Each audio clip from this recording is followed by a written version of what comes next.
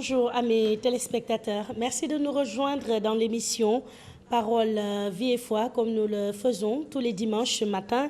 Vous amener un thème et en débattre avec notre invité de la semaine. Alors aujourd'hui, nous avons le plaisir de recevoir sur ce plateau et pour la deuxième fois, Placide Mandona. Il est aspirant dans la congrégation des écoles Pi, les piaristes, en même temps professeur de philosophie au Centre Saint-Augustin de Dakar pour parler du thème « Le cri du croyant vers Dieu face au mal ». Alors avant de commencer, nous allons lui souhaiter encore une fois la bienvenue et lui dire bonjour Placide. Bonjour Madame Elise. Alors bonjour à nos amis téléspectateurs qui sont toujours fidèles à l'émission Parole, Vie et Foi. Merci de nous rejoindre ce matin avec le frère Martin Ndiaye, bien sûr. Bonjour frère. Bonjour Elise. Placide, bonjour. Amis téléspectateurs, bonjour. Depuis toujours, l'être humain ne vit normalement bien que quand il a un minimum de sécurité. Nous parlons de sécurité sociale, sécurité alimentaire, assurance maladie, etc. Et c'est très, très normal. Mais convenons que la sécurité n'est pas que matérielle. Chacun, à un moment de son existence, éprouve le besoin d'être secouru, sécurisé. Pour le croyant, le vrai croyant, Dieu est la plus profonde sécurité pour l'homme devant tout mal. Devant tout mal. Donc, Élise, le thème que tu viens de donner a un sens. Nous allons le voir avec notre consultant. Placide.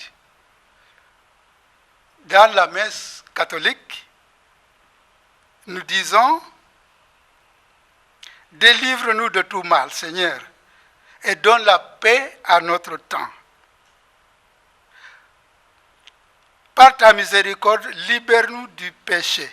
Rassure-nous devant les épreuves. » Est-ce qu'il y a un lien entre l'absence du mal et la paix?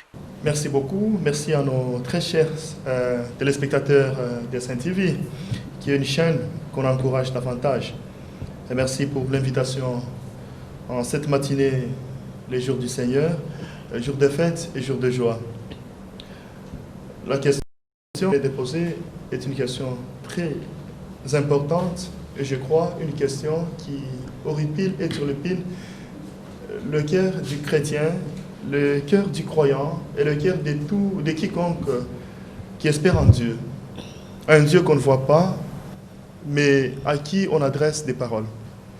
Alors par rapport à la question « Délivre-nous de tout mal », vous avez commencé par ça, et à cet embolisme du Notre Père. L'embolisme, d'abord, il faudrait peut-être expliquer, c'est la prière qui vient s'intercaler entre la fin du Notre Père et l'acclamation de l'Assemblée. C'est une courte prière, mais qui a tout son sens. Je ne vais pas entrer dans le détail, mais par contre, je vais expliquer le lien qui a entre la paix et, voilà, l'absence, bien entendu, du mal. Alors, si je comprends bien la question, l'absence du mal, c'est pratiquement la paix. L'absence du mal est à comprendre comme étant, je crois même, le synonyme de ce qu'est paix. La paix, c'est la tranquillité, c'est le calme, c'est la joie de vivre, c'est l'absence de toute souffrance. Alors que le mal, c'est quelque chose qui vient du néant, comme le dirait saint Thomas d'Aquin, Jacques Maritain, qui a écrit au sujet un livre très intéressant, « Dieu est la permission du mal », et dans Dieu, la permission du mal, il veut innocenter Dieu, Dieu qui n'est pas la cause, ni du mal moral, et même ni de ces mal qu'on appelle physique. Donc c'est dans ce sens, pour le dire de façon lapidaire, qui a ce lien, bien entendu, entre l'absence du mal, qui est pratiquement la paix, et la paix en soi. Même si, on sait, la paix en soi n'est pas de ce monde, nous attendons la vraie paix qui est la paix de Dieu, qui est la paix de notre Seigneur Jésus-Christ. Et nous aurons cette paix à condition que nous puissions déjà commencer à vivre, n'est-ce pas, le ciel à partir de ce monde. Le mal, c'est aussi une question très difficile. Mal, chaque jour on dit il y a des mots, le pluriel bien entendu du mal. Dans ce monde, il y a des souffrances, il y a des violences, il y a toutes sortes de choses. Alors, en philosophie, il y a cette distinction de ces concepts. Les concepts mal, j'aime bien l'allemand, schlecht. Mal, evil en anglais, en français mal, et dans d'autres langues bien entendu, en wolof. Comment on dit en wolof là? Le mal? Le bon. Le bon, mooy lu bon moom. Très bien. Alors le mal, qu'est-ce le mal? Le mal, c'est l'absence du bien, de façon simple. Comme absence du bien, mais du point de vue théologique, chez saint Thomas d'Aquin, et chez tous les pères de l'Église, ou même avant les pères de l'Église, par exemple chez saint Augustin dans Libre Arbitre, vous allez trouver chez saint Augustin le mal comme étant la privation du bien. La privation du bien. Et saint Thomas d'Aquin va entrer presque dans cette même logique théologique pour dire que le mal, voilà, c'est le non-être. Le non-être, c'est ce qui n'est pas, c'est ce qui dépend de rien. C'est-à-dire, c'est ce qui existe, mais qui existe sans raison d'être. Qui est là, alors qu'il ne devait pas être. Donc, c'est pratiquement la définition que nous donne saint Thomas d'Aquin et pratiquement toutes les philosophies ou tous les philosophes de l'école scolastique. Vous avez bien Albert le Grand, saint Anselme de Canterbury, saint Thomas d'Aquin. Et l'Église, finalement, est allée puiser chez saint Augustin, chez saint Thomas d'Aquin pour pouvoir expliquer le mal. Le mal, comme bien entendu, c'est qui est contraire à la loi que Dieu nous propose. Ce qui est contraire au bien, ce qui est contraire, bien entendu, à ce que Dieu nous propose. Parce que Dieu ne peut que proposer des choses qui sont bonnes. Dieu nous propose la vie, alors que tout ce qui vient du néant, tout ce qui est mal, vient de Satan. Donc Dieu, voilà, c'est l'auteur, le créateur de ce qui est bien, alors que le mal vient du néant, c'est-à-dire du diable, de Satan. Alors, le mal qui peut être défini comme l'absence du bien, quelles sont les différentes sortes de mal que nous avons dans notre monde aujourd'hui? Merci beaucoup. Il y a, en philosophie comme en théologie, on distingue deux sortes de mots. Il y a ce qu'on appelle le mal moral. Le mal moral qui est le mal de péché. Le mal moral dans une certaine mesure sur le péché, ou le mal métaphysique. C'est par exemple, voilà, vous avez la souffrance, en fait, la souffrance qui est causée par l'homme lui-même. Vous avez par exemple, je pêche, je me décide de faire un acte qui n'honore pas Dieu, ou je me permets par exemple d'insulter quelqu'un, ou de faire ceci ou cela qui est à l'encontre de ce que Dieu nous propose. Là, on appelle ça le mal moral. C'est une première, comment je vais dire, dans la typologie, une première typologie, je ne sais pas, de ce qu'on appelle mal. Mal moral, mal, bien entendu, de péché, mal de faute. Alors, vous avez également ce qu'on appelle le mal physique. Le mal physique ou le mal naturel, le mal cosmique, voilà, tout ça qu'on sort. C'est un mal qui suit un processus physique, un processus naturel. C'est comme, par exemple, aujourd'hui, nous sommes en train de beaucoup revendiquer, le pape François a proposé un livre très intéressant, une encyclique, Laudato Si, n'est-ce pas, sur la maison commune, sur la nature, une encyclique qui touche à nos problèmes voilà, qui sont d'actualité, l'écologie. L'homme, à cause, n'est-ce pas, de sa têtutesse, à cause de son manque d'attention à la nature, lui pose des problèmes. Et la nature, en train de pleurer, aujourd'hui, la nature vient pleurer devant l'homme. Elle commence à céder. Nous avons aujourd'hui autant de tremblements de terre. C'est un mal, bien entendu, physique, mal cosmique. Vous avez également des choses comme étant des tsunamis. Et tout ce que nous sommes en train de voir aujourd'hui dans notre pays, le Sénégal, un pays qu'on aime bien, maintenant, vous avez la qualité même de notre environnement. Et tout ça, c'est causé par les effets excessifs de la dureté de l'homme. Donc ça, on appelle ça le mal, bien entendu, le mal physique ou le mal cosmique. Donc on en distingue en fait deux types voilà, le mal physique et le mal moral qui est le mal des fautes. Et le mal des fautes, c'est pratiquement le libre arbitre de l'homme. C'est l'homme comme responsable, ayant cette liberté, n'est-ce pas, d'indépendance, ou je ne sais pas, arrive à pouvoir, n'est-ce pas, pas anéantir Dieu ou sa volonté, mais arrive à se tromper, et voilà, ça devient le mal moral. Dans le Notre Père Placide, il y a une partie qui dit « Rassure-nous devant les épreuves ». Alors, devant quantité d'événements qui peuvent survenir dans notre vie, comment affirmer notre confiance en Dieu? C'est d'abord rassurer notre espoir, n'est-ce pas, en Dieu. C'est une question pratiquement de la foi. Une question de la foi catholique. Nous sommes de néant, nous sommes des êtres finis. Nous sommes de l'ordre de la finitude. Et étant de cet ordre, et parce que nous croyons qu'il y a un Dieu, qu'il y a un Dieu Fils, qu'il y a un Dieu Saint-Esprit, et toutes ces personnes, n'est-ce pas, de la Sainte Trinité, répondent à ce qu'on appelle la théorie des hypostases, les trois hypostases, Dieu le Père, Dieu le Fils et Dieu l'Esprit Saint. Une fois nous croyons en cette Trinité, nous avons la possibilité, je crois, n'est-ce pas, de pouvoir, tout ce que nous faisons, nous trouvons une certaine affirmation, une certaine assurance en celui qui donne à l'être son essence et son existence. C'est-à-dire, c'est le cri du croyant qui trouve, n'est-ce pas, son refuge en Dieu, qui est le maître de la vie, qui est le maître de l'existence et le maître de tout ce qui existe. Donc, le chrétien, il se positionne, il est face à son Dieu et lui dit, voilà, mon Dieu, je viens trouver mon espoir en toi. Rassure-moi, n'est-ce pas, dans les épreuves, n'est-ce pas, du mal physique ou je ne sais pas, du mal moral, afin que je puisse, n'est-ce pas, m'y en sortir sain et sauf. C'est de cette façon que je comprends la quintessence de votre question. Toujours dans le Notre Père, nous disons, ne nous soumets pas à la tentation. Est-ce que Dieu nous tente? Ou il nous soumet à la tentation? Dieu ne nous tente pas, sinon il ne serait plus Dieu. Dieu ne nous soumet pas à la tentation.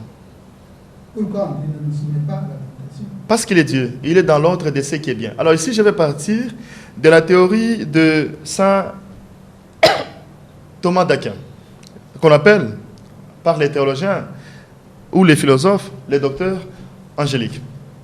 Saint Thomas d'Aquin, en réfléchissant sur le mal, a laissé au monde une théorie très intéressante, n'est-ce pas, de l'innocence de Dieu.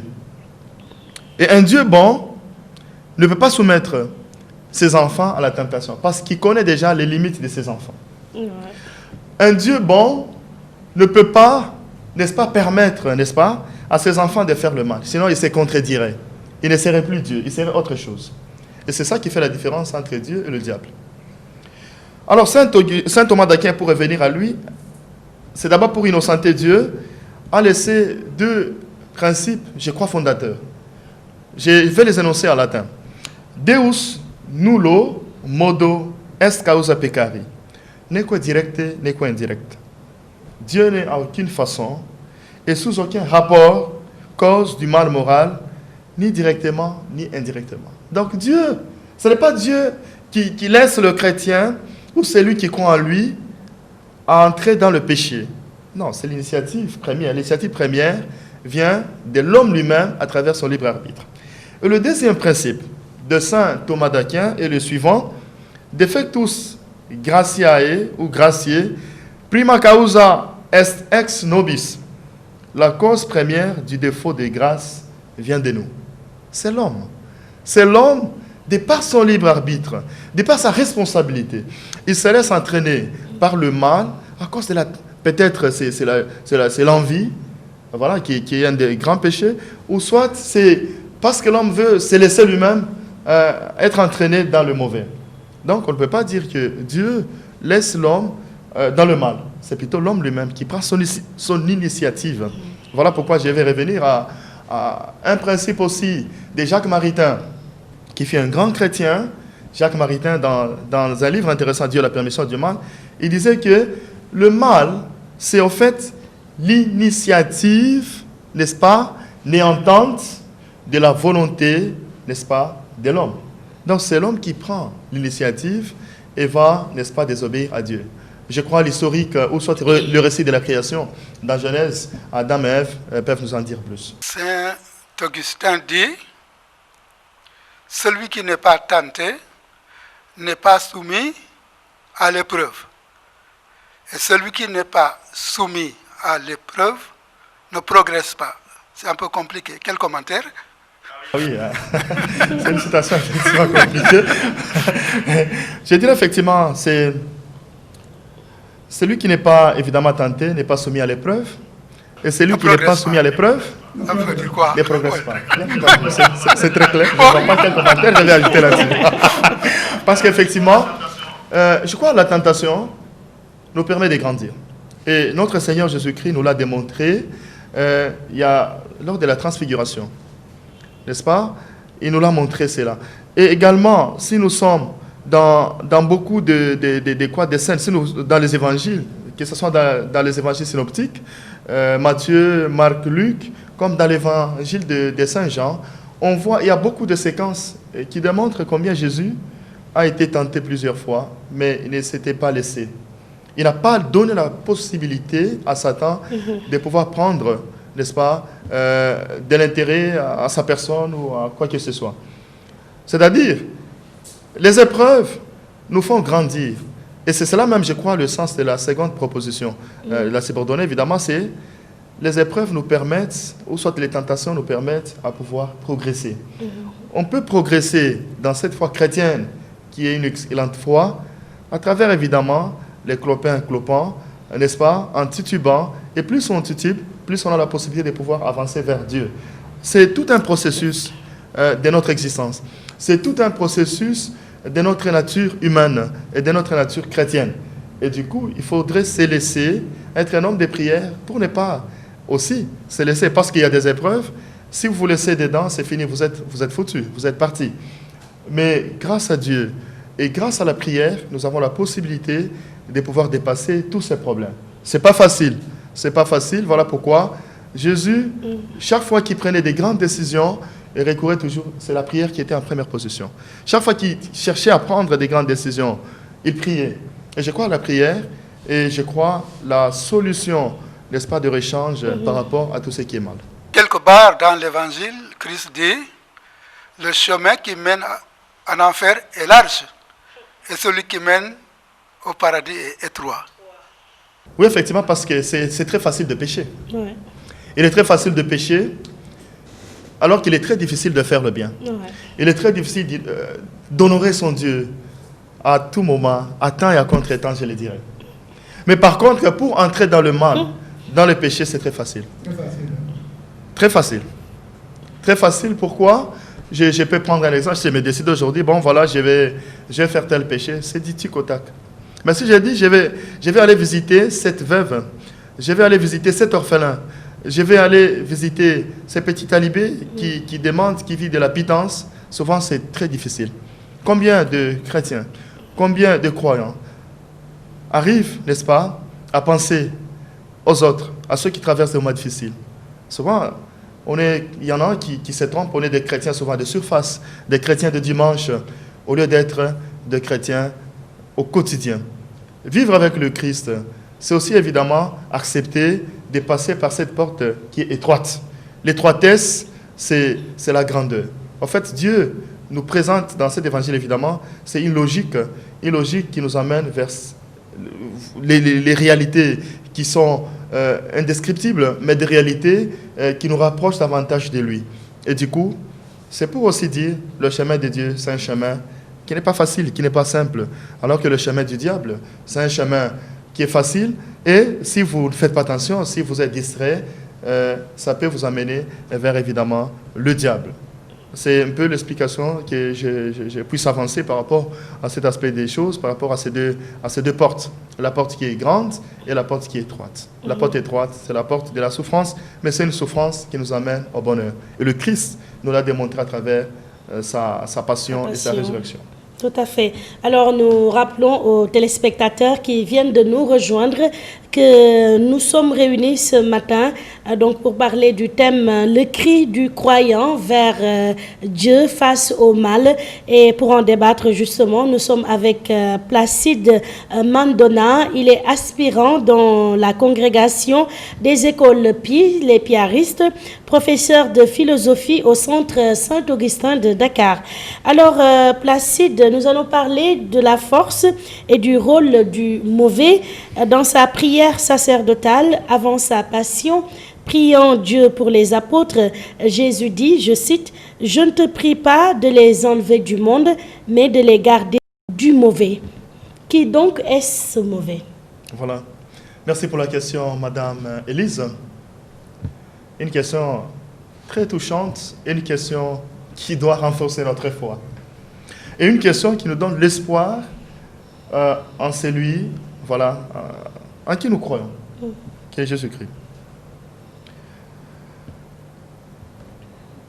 Je ne te prie pas de les enlever du monde, mais de les garder du mauvais. Nous avons un Dieu extraordinaire, qui ne souhaite pas les malheurs des autres, même de ceux qui peuvent nous faire du mal. Lui-même, il a expérimenté cela. Il a demandé pardon à la place, n'est-ce pas, de ses assassins. Et vous vous rappelez la scène sur la croix, avec des voleurs, c'est-à-dire on met tout un Dieu sur une croix, dans une grande humiliation, avec des voleurs. Ouais. Et là même sur la croix, il est parvenu à pardonner. Ouais. Père, pardonne-leur, car ils ne savent pas ce qu'ils font. Il faut avoir une grandeur d'âme, il faut avoir une foi capable, je crois, de pouvoir transporter, ou je ne sais pas, déplacer des montagnes, pour pouvoir arriver à ce niveau-là. Alors effectivement, Dieu là, il prie de ne pas enlever effectivement ses ennemis, ses assassins, ouais, n'est-ce pas, de ce monde, mais de pouvoir le garder du mauvais. C'est-à-dire de nous donner toujours cette force de pouvoir rester intact dans la possibilité avec Dieu, de pouvoir toujours rester en communion parfaite avec Dieu. Et je crois, il y a un livre très intéressant, très admirable, du fait cardinal Martini, un jésuite, La joie parfaite, fruit de la croix. Et là-dedans, j'ai beaucoup aimé le 5e chapitre où il développe, effectivement, n'est-ce pas, pratiquement cette partie, n'est-ce pas, cette parole de Jésus. Je ne te prie pas de les enlever du monde, il faut les laisser dans le monde, parce qu'ils ont besoin de vivre. Je ne suis pas un Dieu qui vient écraser, qui vient faire du n'importe quoi, mais je suis ce Dieu qui a la pitié, qui compatit. Vous voyez l'aspect de la compassion. Compatir, c'est souffrir avec. C'est-à-dire, je suis en train de compatir avec, en train de souffrir avec.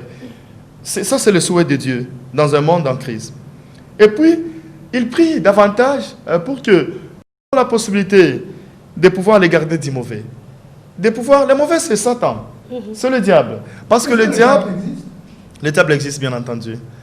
Et Jésus lui-même a expérimenté cela avec le diable.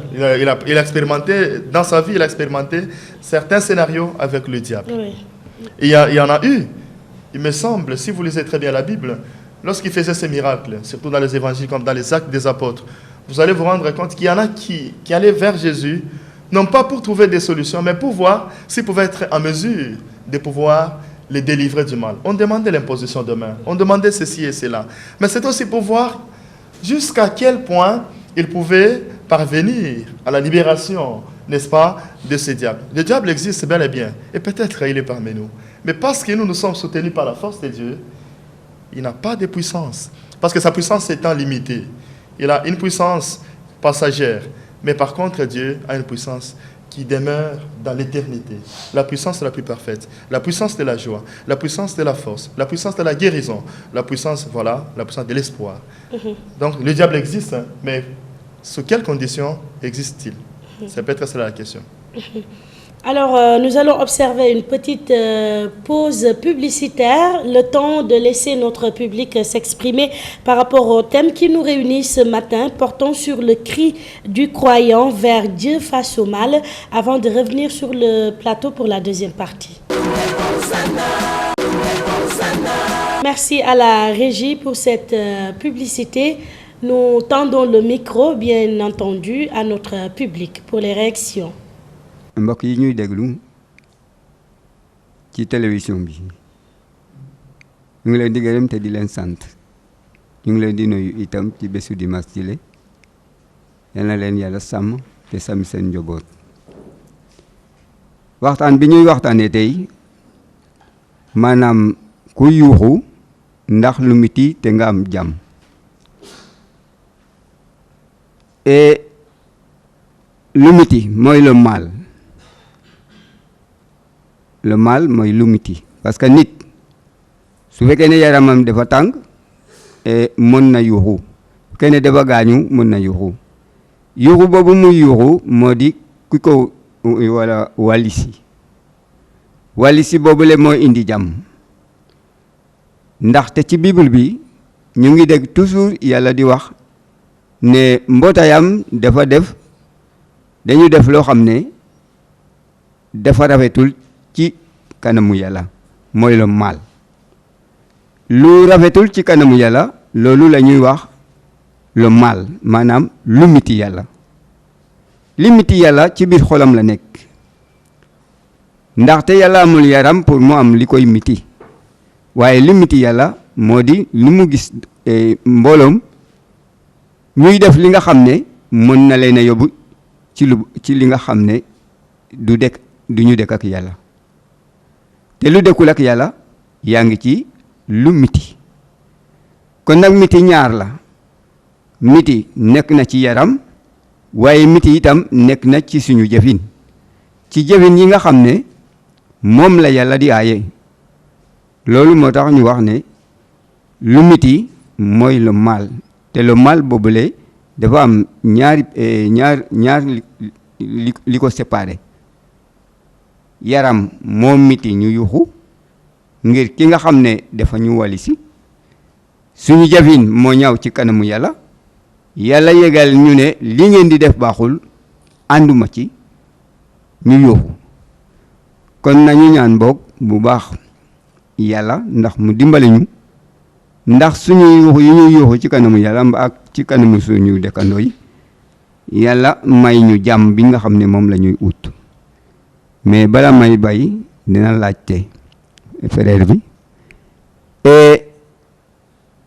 lu tax nit di yuxu te lii itam lu tax ba yàlla di yuxu ci kaw nit yàlla di yuxu ci kaw nit wax ngeen léegi lu dam ne Yeesu dafa wax apôtre yi ne yàlla baay bi bu leen bàyyi ñu def lu bon le mauvais bu leen bañ le mauvais te lu mauvais boobule moo di mu ñu bugg bu leen bàyyi ñu dugg ci bàkkaar noonu laa ko gisee le mauvais je crois que c'est faire le mal devant le ciel de Dieu. Bonjour chers téléspectateurs de la Sen TV, bon dimanche. Nous sommes aujourd'hui avec Placide Mandona sur le thème « Le cri du croyant face au mal ». La première question, face au mal, n'avons-nous pas besoin de changer notre cœur et notre façon de vivre? Deuxième question, par rapport à Laudato Si, loué sois-tu, l'encyclique du pape François, d'où viennent les problèmes par rapport à l'écologie? N'avons-nous pas un appel à lancer dans nos familles et nos CEB pour le non-respect de la création face à la dégradation de l'environnement, alors que Dieu a tout mis à notre disposition? Troisième question, nous savons que le mal est en nous depuis le péché originel. D'accord. Mais si l'homme n'est jamais tenté, est-ce qu'il y a possibilité de découvrir le pardon qui permet de grandir comme nos saints martyrs? Mbokk yi, ci thème bi nga xam ne moom la ñu indil tey dama ci bëggoon yokk tuuti rek pour wax ne lu bon baaxul nañu jàng wax jàng def lu baax moytu seytaane ndax seytaane mu ngi suñu biir te ku jegewul yàlla seytaane mën la. Frère, durant l'émission, nous avons posé la question de savoir si vraiment le diable existait. Et vous avez confirmé que le diable existe. Alors, comment est le diable? Ensuite, un Dieu qui est bon, pourquoi permet-il la souffrance et le mal? Puisqu'il nous a créés à son image. Ensuite, l'autre question que nous aimerions savoir, entre le mal, la méchanceté, la souffrance et l'injustice, quel lien existe-t-il? Je vous remercie. Grand merci, très cher public, Monsieur Jean-Pierre Diouf, Madame Jeanne Dior, Monsieur Marcel Bandiaki. Alors Placide, vous avez vos questions, on y va rapidement pour les réponses. Merci beaucoup et merci à notre public. Le frère Martin aime bien appeler ce public un public charmant. Un public charmant. C'est effectivement un public charmant et puis un public très chrétien. Ah, ouais. J'apprécie cette insertion dans la vie de l'Église, dans la vie catholique, dans cette Église famille du Sénégal, comme nous le recommande chaque fois Monseigneur Benjamin Ndiaye. Alors par rapport à toutes les questions, je voudrais une fois de plus vous dire merci, parce que c'est des questions qui sont très richissimes. Alors par rapport à la question de M. Jean-Pierre, d'où vient le mal? Je l'ai dit dans mon exposé dès le début, le mal ne vient pas de Dieu, parce que Dieu, étant auteur du bien, auteur de la création, il voulait sa création parfaite, et dès le début, tout ce que Dieu faisait était bon. Si nous lisons le récit de la création, il fait ceci, il vit que cela était bon. Il crée l'homme à l'image et à sa ressemblance, c'était bon. Ainsi de suite, tout était bon aux yeux de Dieu. Mais c'est lorsque l'homme vient dans le monde et en voulant, n'est-ce pas, avoir plus, en voulant beaucoup connaître, l'homme va se lancer dans le péché. Donc le péché, le mal, vient de l'homme. L'homme est le premier initiateur du mal. Le mal n'est pas une marque déposée de Dieu, mais le mal, le péché, est une marque, bien entendu, déposée de l'homme. L'homme est évidemment l'acteur principal du mal. Par rapport à la question qui essaie de savoir, face au mal, n'avons-nous pas besoin de changer notre vie? Effectivement, lorsque le mal intervient dans le monde, lorsque le mal vient nous privatiser, nous sommes obligés de pouvoir changer notre vie. Parce que le mal, c'est l'absence du bien. Et lorsqu'il y a le mal, nous devons chercher à nous réconcilier avec Dieu, avec notre prochain, pour qu'il y ait la présence du bien. On ne peut pas accepter de vivre dans un monde dominé par le mal. Il y a le mal, nous devons chercher des solutions. Et ces solutions, c'est évidemment la solution la plus intéressante qui va contredire le mal, c'est le bien. Effectivement, il faut lancer un appel par rapport au cri de la terre. J'enseigne la philosophie moderne et philosophie morale. Et en philosophie morale, j'aborde dans mon cours, dans la dernière partie, ce que j'appelle les défis éthiques du monde contemporain. Nous sommes dans un monde où la problématique de la responsabilité est devenue très difficile. Dans un monde où la justice pose problème. Dans un monde, beaucoup plus aujourd'hui, où il y a des sérieux problèmes écologiques. Et le pape, en visionnaire d'église et de la science, le pape y a réfléchi davantage. C'est la fameuse encyclique Laudato Si, pour la sauvegarde de la maison commune. La terre est en train de pleurer. Notre nature pleure à cause de notre mauvaise façon de nous comporter vis-à-vis d'elle. Ainsi donc, il serait de bonne loi que le chrétien puisse prendre ça comme responsabilité dans sa CEB, dans, je ne sais pas, à l'école primaire, à l'école secondaire, dans l'église domestique qui est la famille, éduquer chaque personne à l'écologie, à l'environnement.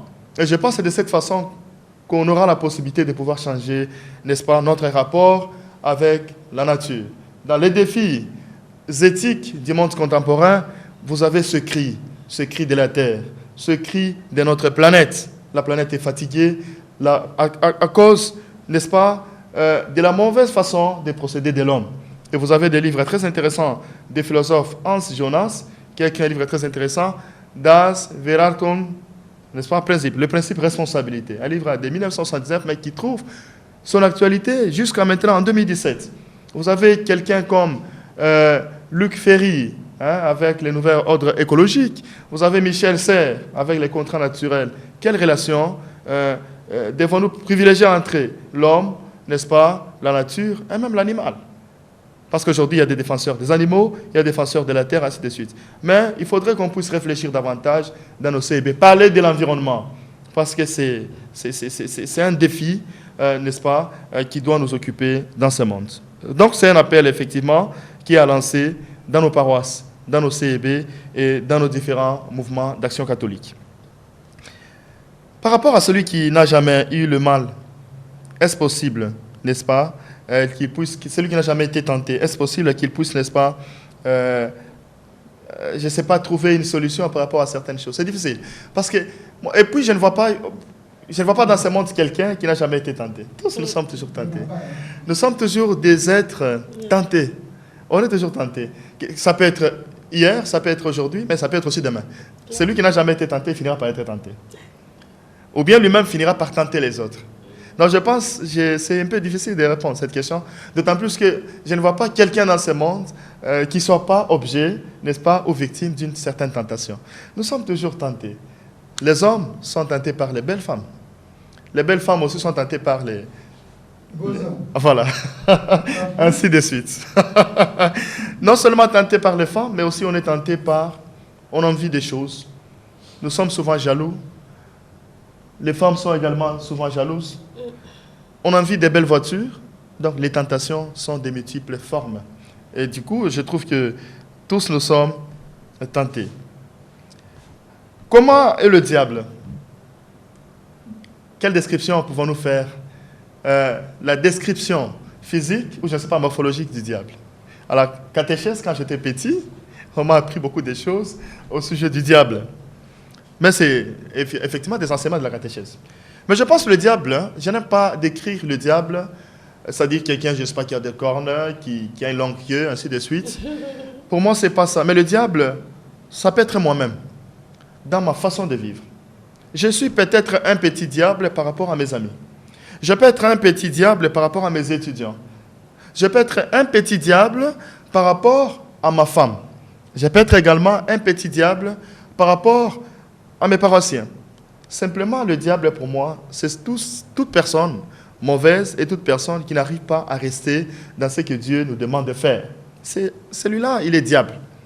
Il est diable parce qu'il ne veut pas respecter la volonté de Dieu. Il ne veut pas respecter les commandements de Dieu. Et donc, si quelqu'un n'arrive pas à respecter ces 10 commandements de Dieu, et plus les nouveaux commandements que Dieu nous a laissés à travers son Fils Jésus-Christ, aimez-vous les uns les autres comme je vous ai aimé moi-même. Celui-là est un diable. Donc le diable, ce n'est pas seulement synonyme de celui qui a, je ne sais pas, des yeux, je ne sais pas, qui sont désordonnés ou je ne sais pas, qui est vilain. Mais le diable, c'est tout celui-là qui ne veut pas marcher selon, bien entendu, la volonté de Dieu. Selon, bien entendu, ce que Dieu veut. Donc on revient toujours à la volonté. Celui-là est un diable. Un Dieu qui est bon, pourquoi permet-il le mal? Je l'ai dit à travers tout l'exposé. Dieu n'est aucunement cause du mal moral. Il y a ce qu'on appelle en théologie l'innocence de Dieu. Et Karl Barth a écrit un livre très admirable. Dieu et le néant. Dieu comme bien, comme bon, good, comme j'aime bien, good. Un Dieu, hein, God, n'est-ce pas? It's good. Un Dieu qui est bon. Un Dieu qui est bon face au néant. Le néant, c'est le mal. C'est le diable, pratiquement. Et Karl Barth, c'est un grand théologien protestant. Dans son livre, il propose ce qu'on appelle la théologie brisée. Et où l'aspect, tout ce qui est mal, c'est au fait le fruit de ce qui n'est pas Dieu. Alors, il parle à un certain moment de la main gauche, la théorie de la main gauche. Mais la théorie de la main droite, c'est Dieu lui-même, comme Père, avec toute sa bonté, il ne peut pas permettre le mal. Donc Dieu n'est pas l'initiateur du mal. Dieu est par contre l'initiateur de ce qui est bien. Et le bien, donc, c'est ce qui est Dieu. Mais le mal, c'est le diable. Donc il y a d'un côté un Dieu bon et de l'autre côté un Satan, un diable, le démon. Donc Dieu, je le répète une fois encore, il est bon et il a créé tout ce qui est bien à l'homme. Tout ce qui peut permettre à l'homme de grandir dans sa foi, de grandir, n'est-ce pas, de façon intégrale, de grandir intellectuellement, mais pourquoi pas aussi spirituellement. Ça, c'est notre Dieu, avec toute sa bonté. Donc, il n'a pas créé le mal. Et je pense que cette question mérite toute son attention, parce que c'est la question même qui est au fondement des différentes croyances. Comment Dieu est bon et il permet le mal. Non, c'est le mal, on l'a dit, c'est l'initiative de l'homme lui-même. C'est la responsabilité de l'homme qui est à la base de tout ce qui est mal. Donc le mal ne vient pas de Dieu.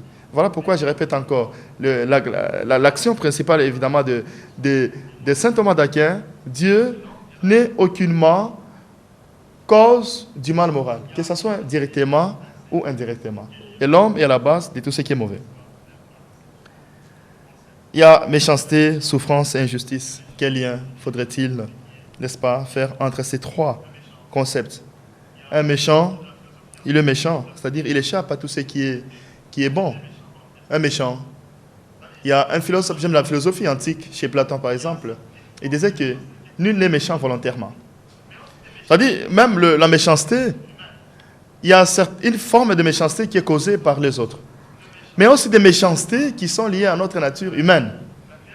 C'est, je crois, nous sommes tous de méchants de par, évidemment, la création. Il y a ces fameux péchés originels. Mais le péché originel, nous l'enlevons de nous lors de notre baptême. Le baptême vient, n'est-ce pas, effacer ce péché. Même si certains vont dire que non, c'est un péché qui est indélébile. Mais Dieu, parce qu'il est la grâce, en première position, nous donne la possibilité de pouvoir faire cette méchanceté-là. Donc la méchanceté, effectivement, ça va à l'encontre de tout ce qui n'est pas bien. Et la souffrance, évidemment, il y a aussi la souffrance c'est aussi un mal. On peut avoir une souffrance physique, on peut avoir également une souffrance morale, une souffrance spirituelle, une souffrance maternelle. Par exemple, la douleur de l'accouchement, n'est-ce pas? Ce sont des souffrances. Mais beaucoup plus, je voudrais insister sur la souffrance spirituelle. Nous sommes dans un monde où cette souffrance, on ne fait pas attention à cette souffrance. Mais c'est une souffrance, évidemment, qui complique la santé spirituelle de beaucoup de personnes. La santé, cette relation avec Dieu de beaucoup de personnes. Alors, il faut que j'insiste par rapport à cette souffrance, c'est que les hommes devront faire attention, n'est-ce pas, être des hommes de prière pour éviter pratiquement cette souffrance. Donc la souffrance est aussi un défaut, c'est un mal, comme évidemment la méchanceté. L'injustice, évidemment, c'est le contraire de ce qui est la justice. Et comme contraire, c'est aussi un mal. Donc, tous les trois concepts, c'est rencontre, méchanceté, qui est pratiquement à l'antipode de ce qui est mal. C'est la souffrance, évidemment, qui se rapporte au mal, et également l'injustice qui se rapporte au mal. Donc, le lien unique que nous pouvons faire de ces trois concepts, ce qui est bon, ce sont des liens qui sont du néant. Du néant, c'est-à-dire du mal. D'accord. Alors, Placide, nous allons terminer avec cette question. Guérison et exorcisme. Beaucoup de personnes s'interrogent sur les guérisons obtenues par imposition des mains. Alors, que nous enseigne la Bible et l'Église sur cela? Admirable question. Une question qui vaut son pesant d'or, je pense. Je pense que Dieu nous a donné des mains, non pas pour gifler, ou non pas pour maudire, mais c'est des mains pour, je crois, guérir, bénir et donner de l'espoir aux autres. Et je pense que c'est tout cela que l'Église nous apprend. Dieu nous a donné des mains pour exercer le ministère et répondre ainsi à nos besoins et à ceux des autres, que ce soit dans le naturel ou le spirituel. Et ça, c'est important. Dieu a besoin de mains des hommes. Et si je rappelle, dans l'Église primitive, avait compris ce principe de l'imposition de mains. Dieu se servait de mains des chrétiens comme des instruments au travers desquels il pouvait agir. Et donc, quand les chrétiens de l'Église primitive imposaient les mains, c'est Dieu lui-même qui imposait les mains à travers eux. Alors, je donne différents versets. Actes 4, par exemple, du 24e au 30e verset.